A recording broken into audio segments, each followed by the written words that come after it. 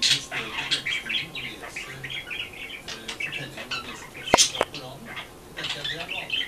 Og da kan du også kommentere det og si noe om dette.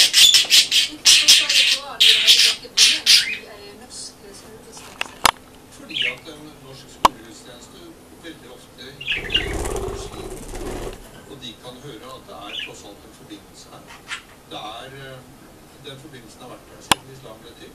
Og norske skolebarn har godt av å høre om at muslimske barn også lærer om Jesus. Det var jo sånn med forsoning av ulike religioner i Jerusalem og Espen. Er ikke det poeng at de her kan være med å bygge bro og la norske elever få et innblikk i islam?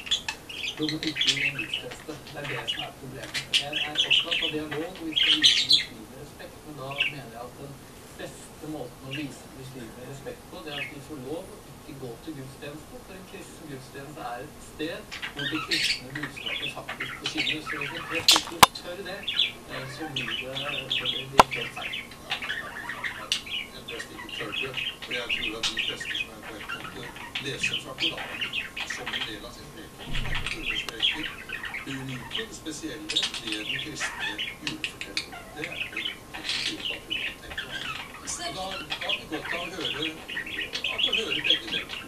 Det hun fortalte nå, er at hun ønsket å gjøre dette som en bibel, og det er jo veldig rimelig, siden det muslimske budskapet om Jesus er et helt annet. Jeg tror jo, hvis hun skal være så tydelig som jeg synes hun burde være, så tror jeg det ikke blir noen brobygging, men da kan det jo være ganske ubehagelig å være muslim til stede på gudstjeneste og få beskjed om at det kristne budskapet er helt annet. Det kristne gudstjeneste skal ikke brukes til å lage krig mot noen som helst. Den skal brukes til å forkynne det kristne budskap. Jesus møtte mennesker der de var, sånn de var, og dette blir en fortelling om det. Og så er det ikke sånn at det handler om religionsblanding.